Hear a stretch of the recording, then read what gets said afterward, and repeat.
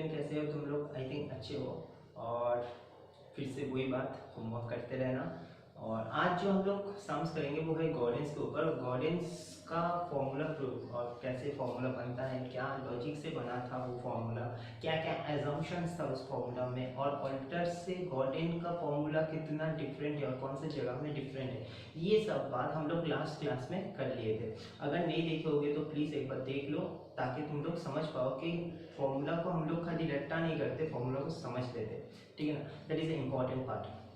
दूसरा, आज हम लोग सम्स करेंगे और गॉर्डेंस को कंप्लीट करेंगे। ठीक है ना, तो ज़्यादा बात नहीं करके डायरेक्ट स्टार्ट कर दो। ओके, सो क्वेश्चन देख पा रहे हो शायद तुम लोग।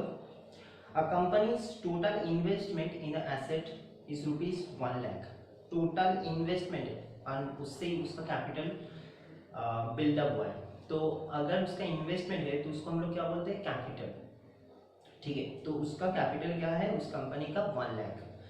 It has 1 lakh shares of ₹100 each. मतलब उसका शेयर्स है कितना? उसका शेयर्स है 1 लाख करके और 100 रुपये करके पार रेट है उसका। एक शेयर्स का भाव है 100 रुपये।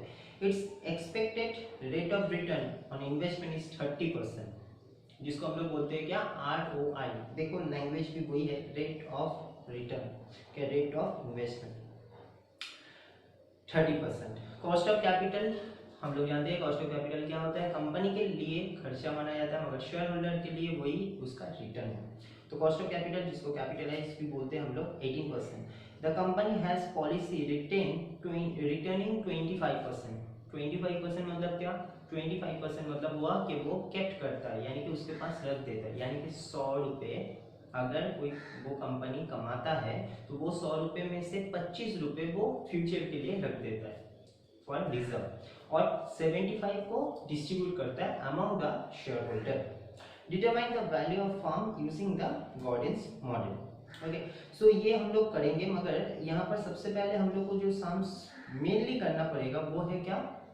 वो है हम लोग को मार्केट वैल्यू, यानी कि थ्योरेटिकल मार्केट प्राइस हम लोग को निकालना पड़ेगा, वो मेन है। ठीक है ना, उसके बाद हम लोग ऐसा ऐसा सम्स को आगे ले जा सकते हैं। ओके, नाउ अगर हम लोग सम्स को देखें तो सम्स में क्या क्या इंफॉर्मेशन मेरे पास है? सम्स में इंफॉर्मेशन है मेरे पास, कैसे लिखते हैं?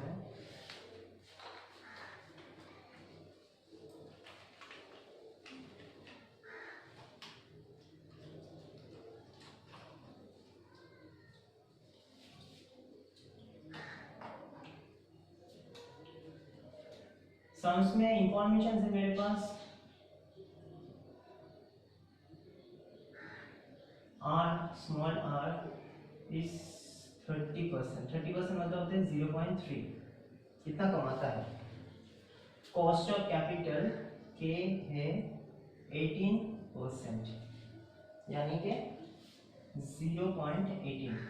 ओके, रिटेन अर्निंग को हम लोग b से डिनोटेट करते हैं, तो ये 25% मतलब 0.25। अगर रिटेन अर्निंग मेरा 25 है तो हम पे कर रहे कितना? यानी कि डिविडेंड पे आउट रेशियो जिसको हम लोग बोलते हैं वो है 75%। अच्छा, डिविडेंड पे आउट रेशियो भी हम लोग बोल सकते हैं 75। ठीक है ना, ये लिखना जरूरी नहीं है, अगर लिख लोगे तो तुम लोग पूरा बात को क्लियर रख पाओगे। सो मेरे पास जो जो इंफॉर्मेशन था वो सब कुछ मिल चुका है, मगर एक चीज हमको नहीं मिला है। सर क्या? वो है ई नहीं मिला, अर्निंग। ठीक है ना, क्योंकि फॉर्मूला क्या था? फॉर्मूला था कि D1 by K E minus जी, और जी को हम लोग डिनोटेट किए थे B इंटू आर से, पूरा समझा दिए थे। और D कहां से मिलेगा? D मिलेगा ई के ऊपर हम लोग को पे आउट रेशियो अप्लाई करना पड़ेगा। पे आउट रेशियो अप्लाई करना पड़ेगा। ठीक है ना, डिविडेंड पे आउट रेशियो।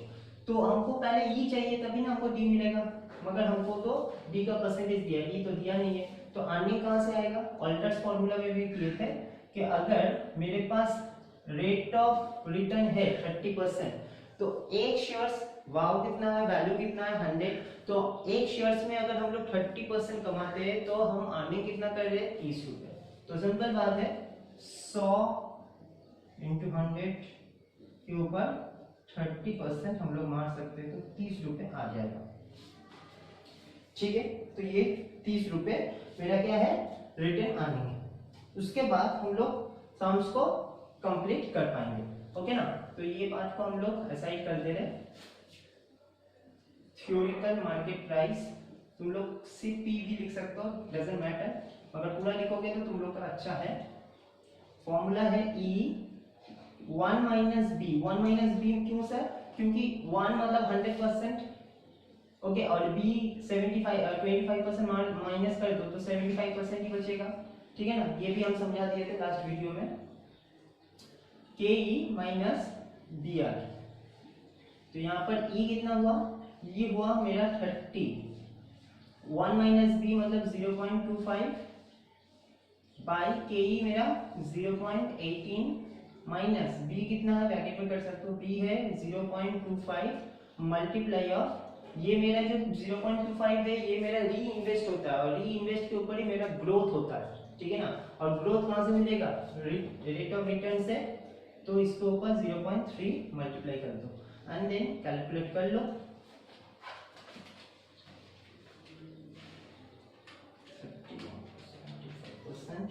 तो ये 22 रुपए 50 पैसा कुछ आ रहा है, और ये हो गया तुम्हारा 0.18 माइनस 0.075। ठीक है ना, तो 22.5 डिवाइडेड 0.105, तो मार्केट प्राइस कुछ आ जा रहा है 214.28। ठीक है ना, बस यही समझता, और यही हम लोग को करने के लिए बोला गया था। ठीक है, अब तुमको क्या करने के लिए बोला है सेकंड पार्ट में, सेकंड पार्ट में बोला है कि वैल्यू ऑफ फर्म। देखो ये सेकंड पार्ट नहीं था, क्वेश्चंस का यही मेन पार्ट था, मगर हम लोग इसको सेकंड पार्ट क्यों सर बोल रहे हैं, इसको इसलिए सेकंड पार्ट बोल रहे हैं क्योंकि अगर हम लोग बात को समझेंगे तो मार्केट प्राइस मतलब वैल्यू ऑफ फर्म कैसे निकालेंगे, मेरा जितना अभी नया शेयर्स का वैल्यू चल रहा है, मतलब मेरे पास जो शेयर्स है मल्टीप्लाई ऑफ नया market price, new market price, तो न्यू मार्केट प्राइस को पहले आपको निकालना पड़ेगा। पहले मेरा शेयर्स कितना था 1 लाख, ठीक है, और पहले एग्जिस्टिंग 5 शेयर्स का वैल्यू कितना था 100 रुपए, तो उस वक्त मेरा वैल्यू ऑफ फर्म का कितना था, वेल्थ, मेरा वैल्यू ऑफ फर्म वेल्थ था 10 lakh, 1 lakh into 100, 1 lakh, sorry 1 lakh into 100 that would be 1 crore. ठीक है ना, 1 करोड़, सो 1 करोड़ था, मगर अभी मार्केट प्राइस तो चेंज हुआ, तो उसके अकॉर्डिंग हम लोग को वैल्यू ऑफ फर्म भी चेंज होगा। सही, तो value of firm mostly questions में नहीं पूछते हैं, मगर क्वेश्चंस पूछ लिया तो अच्छी बात है, तुम लोग सीख भी गए। तो वैल्यू ऑफ फर्म निकालना ज्यादा टफ बात नहीं है, देख लो हम साइड में कर देते हैं। Value of firm equals to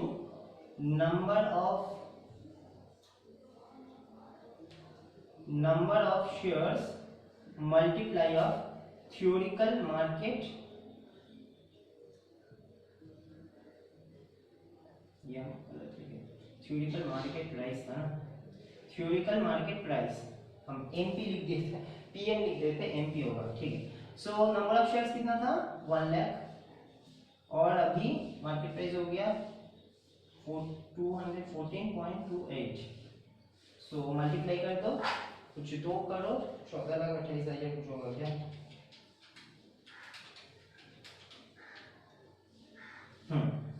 2 crore 14,28,000, ये उसका वैल्यू ऑफ फर्म होगा। बस इतना ही है, इतना ही हमको करने के लिए बोला गया था, बस इतना। अच्छा सर, ये क्या ऑल्टर मेथड में भी कर सकते हैं, ऑल्टर मेथड में भी कर सकते हो। अगर वैल्यू ऑफ फर्म पूछा है तो पहले तो थ्योरेटिकल मार्केट प्राइस निकालना पड़ेगा, फिर नंबर ऑफ शेयर्स से मल्टीप्लाई कर दो, मगर जिस सम्स में नंबर ऑफ शेयर्स नहीं दिया उसका तो वैल्यू ऑफ फर्म तुम नहीं निकाल सकते। ठीक है ना, ओके सर, समझ गए, तो ये पूरा बात था। ठीक है, नेक्स्ट क्वेश्चंस में आते हैं, मगर नेक्स्ट क्वेश्चन करने से पहले हमको ये वाला चीज को डिलीट करना पड़ेगा, मतलब इरेज करना पड़ेगा, ठीक है। तब तक हम लोग नेक्स्ट क्वेश्चन देख लो।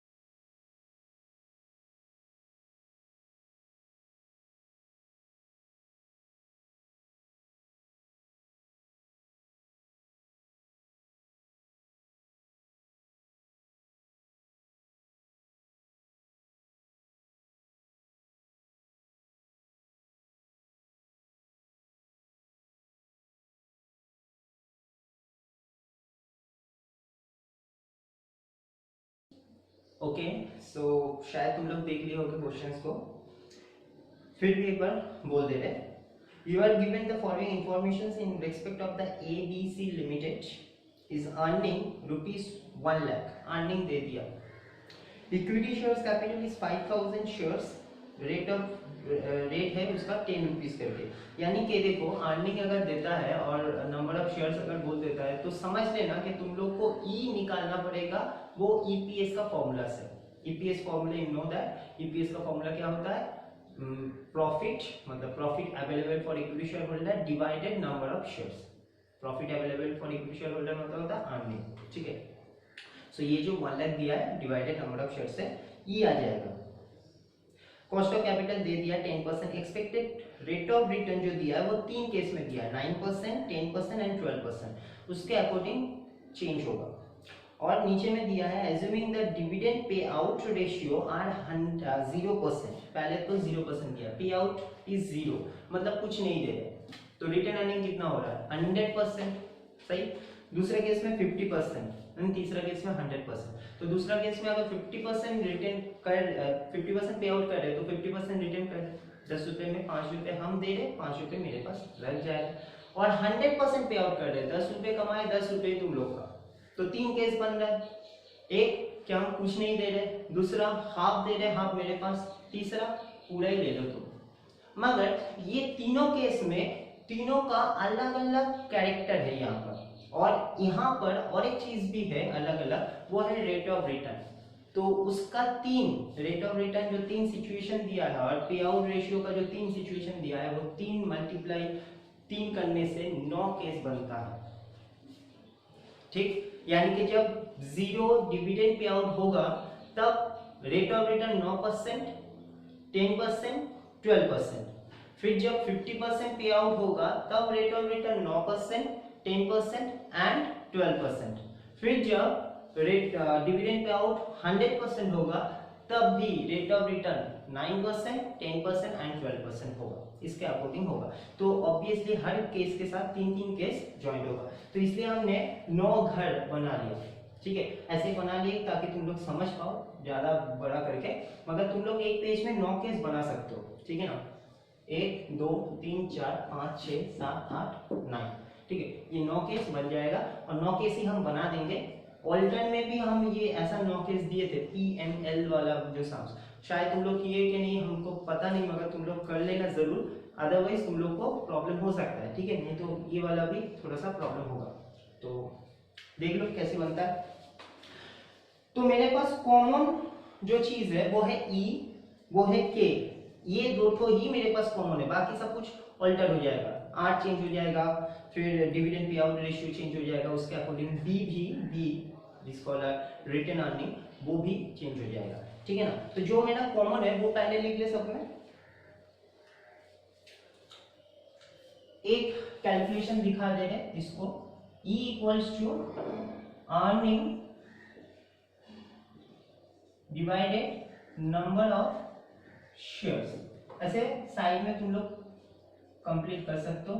1 लाख दिया था, ऑफ कोर्स ये रुपीस में होगा, और 5000 नंबर ऑफ शेयर्स दिया है यानी कि 20। तो ये 20 जो आया ई ये सब में होगा, क्योंकि इसके बारे में कुछ बोला नहीं है। तो E 20,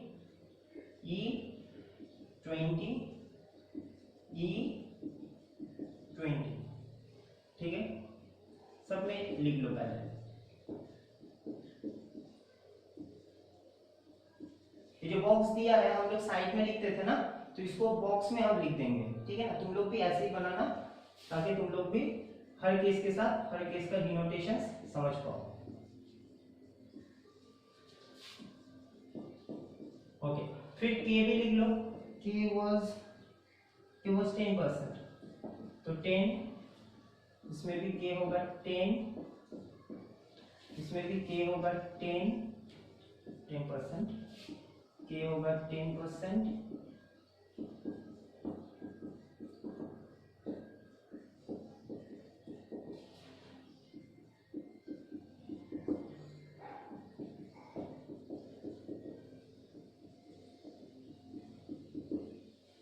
अब हम लोग को ये समझना है कि हम लोग कैसे सम्स को मॉडिफिकेशंस करें।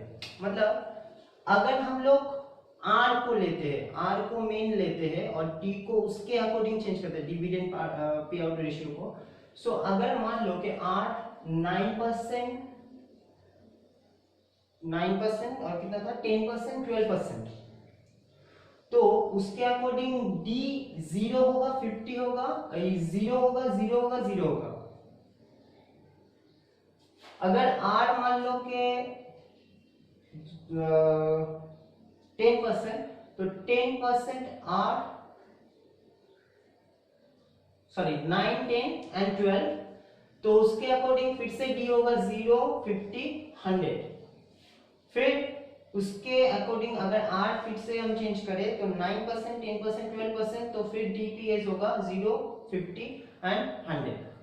फिर दूसरा तरीका से भी हम लोग कर सकते हैं कि डी को हम लोग कांस्टेंट रखें, तो डी के हिसाब से हम लोग अगर चले, सॉरी कांस्टेंट नहीं, डी 0, डी 50, डी 100, तो आर ये तीनों केस में होगा 9, फिर डी 0, 50, 100, तो ये तीनों केस में होगा आर 10, और फिर ये तीनों केस में डी हो जाएगा 100% डीपीएस, तो उसके अकॉर्डिंग आर हो जाएगा 12%। मतलब आर को कांस्टेंट रखो तो डी को चेंज करो, मेरा बोलने का मतलब ये समझ लो।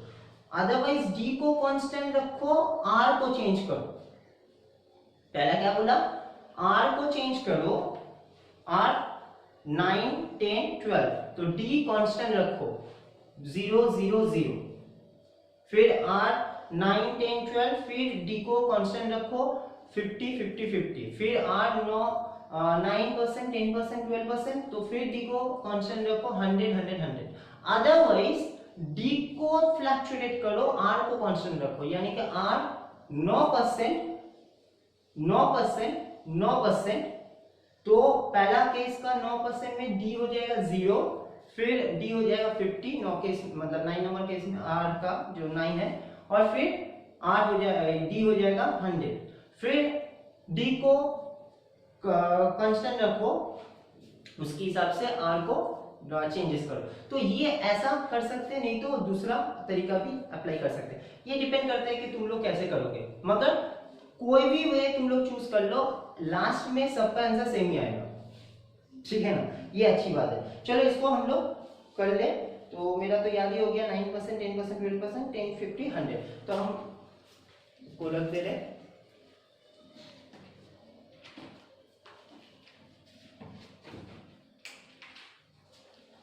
ओके, सो हम आ गया है।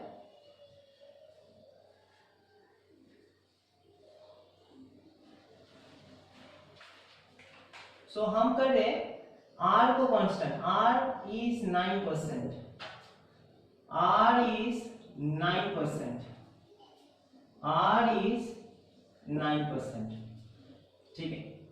फिर आर इज 10%, आर इज 10%,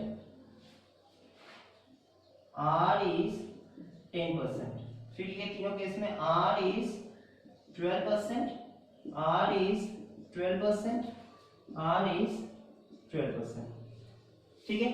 अब D को तो हम लोग लिखते नहीं है, क्योंकि 1 माइनस B कर लेते तो D आ जाता है, तो हम लोग को जो DPS दिया है उसका रेस्ट पोर्शन हम लोग को लिखना है as A B। Rest portion मतलब होता है डिविडेंड पे आउट 0, तो B हो गया 100, उसको हम लोग लिखेंगे। सो यहाँ पर देखो, यहाँ पर ये तीनों केस में, ये पहला तीनों केस में R कांस्टेंट है, तो ये तीनों केस में डिविडेंड का रिटर्न परसेंटेज जो होगा वो फ्लक्चुएटेड होगा। तो यहाँ पर कैसे लिखेंगे, B इक्वल्स टू 100%, क्योंकि D इज अ 0 कांस्टेंट, इसको क्या करेंगे, B इज अ 50% फ्लक्चुएट किए, फिर B इज अ 0%, क्योंकि डिविडेंड इज 100% थर्ड केस में। फिर ये तीन केस हो गया। रेट ऑफ रिटर्न देख लो कांस्टेंट है, रेट ऑफ रिटर्न कांस्टेंट है, B इसलिए फ्लक्चुएटेड है, ठीक। तो इस केस में फिर से रेट ऑफ रिटर्न ये तीनों केस में कांस्टेंट है, तो B हो जाएगा इस केस में क्या 100%, B होगा 50%, क्योंकि 50% पे आउट है, और यहाँ पर B हो जाएगा कितना 0%। फिर ये तीनों केस में R इज कांस्टेंट, तो B चेंजेस बी हो जाएगा पहला केस में 100%, सेकेंड केस में 50% एंड तीसरा केस में 0%। बस हम लोग का क्वेश्चंस का जो डिनोटेशंस था वो हम लोग कंप्लीट कर लिए। अब खाली पुट करना है, पुट कर लेंगे सम्स कंप्लीट। ठीक है, आ जाओ। तो मार्केट प्राइस फॉर्मूला क्या है, E 1 minus B by K E minus B R. So E कितना है 20 सर, 1 माइनस बी, 1 में बी कितना है 100%, 100% मतलब 1, 100% मतलब 1 कैसे बोले 100 बाई 100 किए। सो 1, ये 1 है और b इज अ 1, तो दैट्स व्हाई 1। के ई कितना था 0.1 माइनस बी आर कितना होगा, b 1 और r है 0.09। तो इसको कैलकुलेट करोगे तो देख लो 1 1 कट जा रहा है मतलब 0, तो ऊपर में 0 हो गया, डिवाइडेड करके क्या खास मिलेगा तुमको, 0 ही तो मिलेगा, तो ये 0 हो जाएगा। ठीक है ना, मार्केट प्राइस 0। दूसरा केस में फॉर्मूला नहीं लिख रहे, डायरेक्ट पुट कर रहे, तो E कितना होगा 20, 1 माइनस बी, बी कितना है 0.5 क्योंकि 50% है। E कितना है 0.1 माइनस ब्रैकेट में b कितना था 0.5 मल्टीप्लाई ऑफ 0.09 r था 0.09। अब कैलकुलेट कर लो, इसका तो कैलकुलेशंस होगा 1.5 मतलब होता है raise the questions also 1.5 multiply of 20 that would be 10। ऊपर में 10 होगा, नीचे में देख लो, तो 0.1 माइनस इसका पूरा कैलकुलेशन आ रहा है 0.045। तो कैलकुलेट हम डायरेक्ट आंसर निकाल दे रहे, तुम लोग हो सके तो तुम लोग स्टेप बाय स्टेप करना। 0.055 तो 10 बाई 0.055, ठीक है। वैल्यू आ रहा है 181.82, ठीक है ना। ऐसे 182 भी कर सकते हो, अदरवाइज 181.82 भी कर सकते हो, तुम लोग के ऊपर डिपेंड करता है। तीसरा केस में 20 होगा E 1 माइनस बी, अब बी कितना है 0, बी 0, फिर नीचे में के था 0.1 माइनस बी कितना 0 मल्टीप्लाई 0.09। सर ये भी तो 0 हो जाएगा, नहीं भाई ये 0 हो गया, 1 माइनस 0 मतलब 1, 1 माइनस 0 मतलब 0 नहीं होता, 1 माइनस 0 मतलब होता 1, तो ये 20 रह जाएगा ना, 20 इंटू 1 20, और नीचे में ये पोर्शन 0 हो रहा है, ये पोर्शन 0 हो रहा है, मगर माइनस है, मल्टीप्लाई तो नहीं है, तो ये 0.1 बच जा रहा है, तो इक्वल्स टू 200 आ जाएगा, ठीक है ना। कैलकुलेट कर लेना तुम लोग।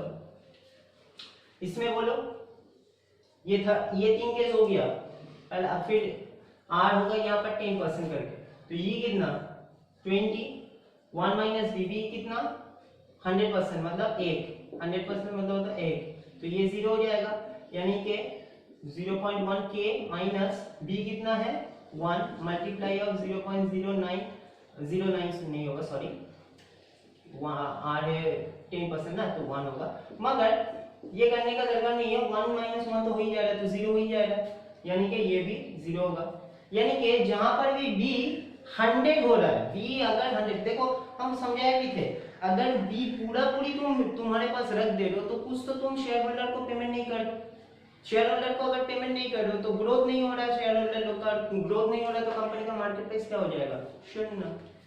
बात समझ में आया ना, ये लॉजिक गॉर्डेंस ने बोल रहा था, ऑल्टर्स में ऐसा बात नहीं होगा। ओके, नाउ तीसरा केस में नहीं, ये इसके हिसाब से दूसरा केस, तो ये कितना होगा 20 सर, 1 माइनस बी 1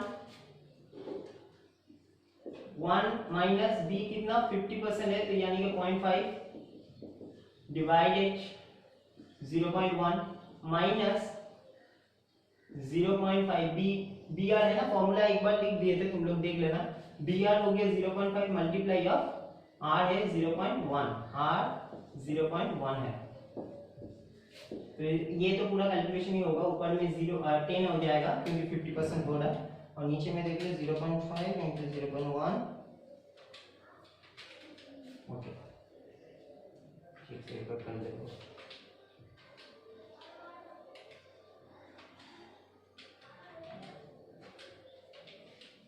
हाँ ठीक 0.05 तो 10 by 0.05 इट वुड बी 200। ये भी 200 ही हो रहा है, ठीक है ना।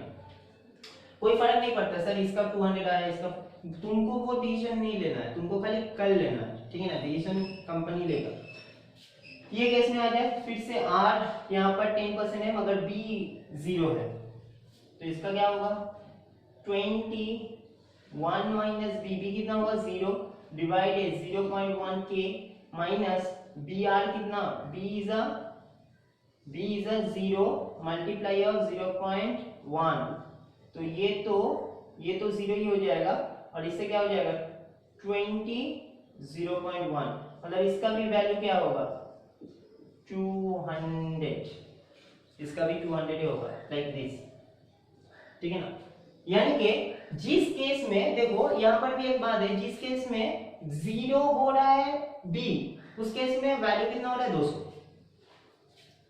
घुमा के फिरा के तुम लोग चेंज करके देख सकते हो, उसमें प्रॉब्लम नहीं है, तुम लोग का भी आंसर मेरे जैसा आएगा। अगर कोई हम जैसे कि R को कांस्टेंट लिए B को फ्लक्चुएट किए, तुम लोग B को सेम रख के R को फ्लक्चुएट कर सकते हो, तो तब भी तुम लोग का आंसर सेम ही आएगा। हो सकता है कि पहला केस में अलग आए दूसरा केस में, मगर रेट के हिसाब से अगर तुम लोग आंसर को चेक करोगे तो तुम लोग का भी आंसर मेरे जैसा आएगा। ओके ये 6 केस हो गया, 3 केस 6 केस हो गया, अभी लास्ट 3 केस। तो यहाँ पर भी ये होगा कितना 21 माइनस B की 100% है यानी कि B कितना होगा 1, तो 0.1 Ke minus 1 multiply of R है 0.12 क्योंकि 12% है, तो ऊपर में कट जा रहा है तो 0, तो इसका तो वैल्यू 0 ही हो जाएगा, ठीक है ना। तो हमने बोला था जहां पर भी B 100 होगा वहां पर 0 होगा, जहां पर B 0 होगा वहां पर आंसर 200 होगा, इसका भी देखना कि 200 ही होगा, ठीक है ना। मतलब ये लॉजिक है, लॉजिक ही है, कोई इलॉजिकल कोई बात नहीं है, ठीक है ना। इसमें भी ये होगा कितना 21 माइनस B इज 0.5 माइनस कर दो और डिवाइडेड 0.1 माइनस B कितना है 0.5 मल्टीप्लाई ऑफ 0.12 R, तो ऊपर में कितना हो जा रहा है 10 और नीचे में कितना हो रहा है देख लो 0.5, पहले इसको मल्टीप्लाई कर देना 0.5 मल्टीप्लाई ऑफ 0.12 60 0.1 दैट इज 0.04, तो इसका वैल्यू कितना आ रहा है 10 बाई 0.04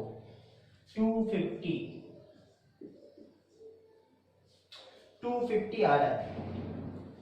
ओके लास्ट केस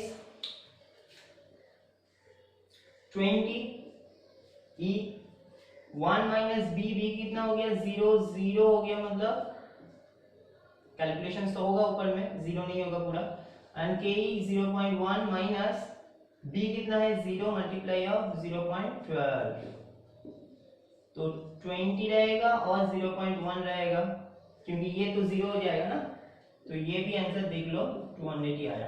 अब बात को देखो सबसे ज्यादा अगर हम लोग देखेंगे तो कौन सा मार्केट प्राइस हम लोग को हाई दिखा रहा है सर, ये वाला। अब इसको हम लोग एनालिसिस कर सकते हैं, ये क्यों हम लोग को ज्यादा दिखा रहा है, इसका 2 रीजन है, मतलब 2 रास्ता है। इसलिए पहला इसमें देखो हम लोग का रेट ऑफ रिटर्न दूसरा केस से ज्यादा है, रेट ऑफ रिटर्न दूसरे, सर इसमें भी तो रेट ऑफ रिटर्न 12% था, इसमें भी तो 12% था बोल रहे। दूसरा यहां पर हम 100%, इसमें क्यों ज्यादा नहीं आया कि क्यों 0 आया, क्योंकि हम लोग 100% रख दे रहे, शेयर होल्डर को कुछ दिखाई नहीं रहा है भाई तुम लोग का इतना अर्निंग हो रहा है, वो अर्निंग हो रहा है दिखा दे रहे, फिर उसके पास रख दे रहे, मतलब कंपनी के पास रख दे रहे। शेयर होल्डर लोग को तो डिस्ट्रीब्यूट नहीं कर रहा है, तो शेयर होल्डर लोग तुम्हारा कंपनी को मार्केट प्राइस क्यों कैसे हाई बोलेगा, सोच के देखो उन लोगों को थोड़ी कुछ मिल रहा है। अगर जैसे कि हम ऐसे वीडियो क्लास दे रहे, अगर हम यहाँ पर नाचा गाना करें, नाचे कूदे, तो तुम लोग को मतलब जो भी कुछ लाइक आ रहा है, जो भी कुछ हो रहा है, वो और भी डम हो जाएगा, कम हो जाएगा। क्योंकि तुम लोग तो आ रहे हो मेरे पास किस लिए? तुम लोग कुछ सीखने के लिए, कुछ भी मतलब वो छोटा सा चीज सिखाए कि बड़ा सा चीज सिखाए, जो भी हम आई डोंट नो कि कितना हम तुम लोग को सिखा पा रहे, क्या सिखा सकते हैं, मगर मेरे पास जो भी है वो हम तुम लोग को हम दे देते, क्योंकि हम रिटर्न करने वाले आदमी नहीं है। हम मतलब रिटर्न करके क्या फायदा एजुकेशन को, सही ना, डिस्ट्रीब्यूट कर देना चाहिए, पहला केस। तो यहाँ पर डिस्ट्रीब्यूट नहीं हो रहा, इसलिए मार्केट प्राइस भी देखो 0। अगर हम भी एजुकेशन डिस्ट्रीब्यूट नहीं करेंगे तो मेरा मार्केट वैल्यू इन यूट्यूब क्या हो जाएगा? 0, सिंपल। दूसरा, इसको छोड़ के अगर इस केस में बोले, तो इस केस में तो सर बी तो सब कुछ लुटा दे रहे, सब कुछ दे रहे, तो यहां पर क्यों मार्केट प्राइस ज्यादा नहीं है? बात को समझो, ऑल्टर एंड गॉर्डेंस में यही अंतर था।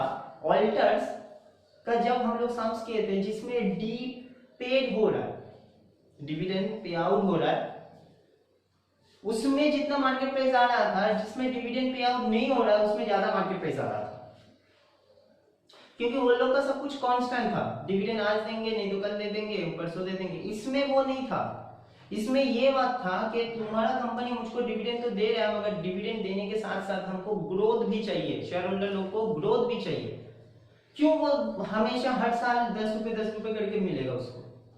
उसका तो मार्केट प्राइस कुछ कम हो रहा है, वो 10 रुपए आज का 10 रुपए है, 2 साल बाद 3 साल के बाद 10 रुपए तो 10 रुपए नहीं रहेगा, तो ऑब्वियस सा बात है कि उसका ग्रोथ हो रहा है और इन्फ्लेशन हो रहा है, जिससे उसको 10 रुपए मिल तो रहा है, मगर वो 10 रुपए उसके लिए 8 रुपए का सामान हो जा रहा है, मतलब इक्वालिटी हो जा रहा है। 6 रुपए फिर से और 2 साल के बाद 3 साल के बाद 6 रुपए 8 रुपए में हो जा रहा है, हालांकि उसको 10 रुपए ही मिल रहा है, हालांकि उसको 10 रुपए मिल रहा है देखने के लिए, मगर उसका जो वैल्यू है इन मार्केट उसका 6 रुपए 7 रुपए हो गया, सिंपल बात। तो इसमें ग्रोथ नहीं हो रहा था, ये पूरा पूरी तुमको लुटा दे रहा है, यानी कि लो भाई ये मेरा प्रॉफिट है, ये तुम लोग रखो, ये पूरा दे दे रहा है। मगर प्रॉब्लम क्या हो रहा है कि वो री इन्वेस्ट नहीं कर रहा है। सोच के देखो, अगर कोई किसी का कोई अगर जितना इनकम करता है वो पूरा पूरी खर्चा कर देता है उस मंथ में, जितना भी वो कमाता है 10,000 20,000 50,000, और वो पूरा खर्चा कर दिया, तो उस वक्त तो वो खुश हो जाएगा कि हमने देखो मेरा मन कितना बड़ा है, दिल कितना बड़ा है, ये सब वो सब। इन फ्यूचर में क्या होगा? आज हमने इतना कमा लिया, कल क्या उतना ही कमाएंगे, इसका प्रोबेबिलिटी क्या है? 50% है, हो भी सकता है, नहीं भी हो सकता है। और हम लोग नेगेटिव में ज्यादा बिलोंग करते हैं, अगर नहीं हुआ तो हम लोग सेविंग करते हैं। तो ये बंदा सेविंग, ये सिचुएशन कंपनी सेविंग नहीं किया, ये पूरा लुटा दिया, डिविडेंड इक्विटी मतलब अर्निंग को पूरा लुटा दिया। देखो अर्निंग को ही पूरा 20 को ही कॉस्ट ऑफ कैपिटल से दे दिया, ठीक। मगर इस केस में भी रेट ऑफ रिटर्न कितना था? 12% ही था, मगर कोई फायदा ही नहीं हुआ। वो जो हम समझाए थे गवर्नमेंट का देखना कि 12% अगर इंक्रीज हो रहा है, 112 हो रहा है, फिर टैक्स दे दे रहे, डिविडेंड दे दे रहे, फिर 100 आ जा रहा है, फिर 100 को ही री इन्वेस्ट कर रहे, फिर उसके बाद भी 112 आएगा, फिर उसका 8 रुपए देंगे टैक्स, फिर 4 रुपए दे देंगे, तो फिर से वो 12 रुपए माइनस हो जा रहा है, फिर 100 रुपए रह जा रहा है। तो कोई ग्रोथ ही नहीं हो रहा है कंपनी का, कंपनी का ग्रोथ ही नहीं हो रहा है। तो कंपनी का ग्रोथ नहीं हो रहा है तो ऑब्वियस बात है मार्केट प्राइस कैसे ग्रो करेगा, ठीक है ना। मगर इस केस में ऐसा क्या हो गया सर कि ये केस इतना ज्यादा हो गया सब में से, इसलिए इसमें 2 बात एक्स्ट्रा था। एक तो 12% पूरा दे रहे, सोच के देखो 12% पूरा दे रहे।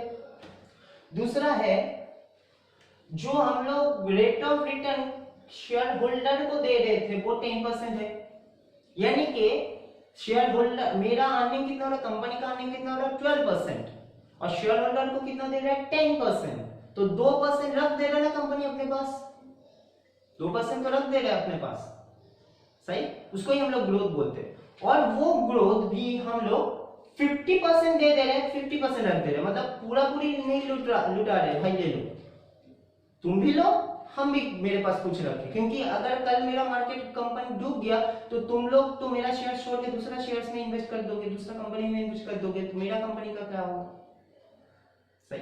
तो ये 50% तुम लोग को भी दे रहे, 50% उसके पास भी रख रहे, यानी कि कंपनी भी खुश, शेयर होल्डर लोग भी खुश। इसमें खाली कंपनी खुश, इसमें ओनली शेयर होल्डर लोग खुश, क्योंकि इसमें कंपनी खुश इसलिए क्योंकि पूरा पूरी रख दे रहे कंपनी, इसमें शेयर होल्डर को खाली खुशी दे रहे हैं, कंपनी को कोई भी खुशी नहीं है, क्योंकि 0% रिटर्न अर्निंग मॉडल। इसमें तुम भी खुश रहो, हम भी खुश रहे, एंड इस खुशी के लिए सबसे ज्यादा मार्केट प्राइस पूरा केस में देख लो यही आएगा। बात समझ में आया? तो ये लॉजिक था, और ये लॉजिक को अगर तुम लोग समझ लेते हो तो बहुत इंटरेस्ट रहेगा, अगर नहीं भी समझते हो तो भी चलेगा, मगर समझ लेना बहुत अच्छा बात होगा, यही बात है। और नहीं समझते हो तो खाली फॉर्मूला को देख लेना, फॉर्मूला को समझ लेना और केस को समझ लेना, ठीक है, कि ऑल्टर किसको किया और कांस्टेंट किसको रखे। चलो बहुत बात कर लिए, आज के लिए इतना ही। नेक्स्ट क्लास हम लोग एमएम मॉडल से स्टार्ट करेंगे और कुछ होमवर्क भी हम दे देंगे, उसको कर लेना, ठीक है। तब तक के लिए बाय एंड टेक केयर।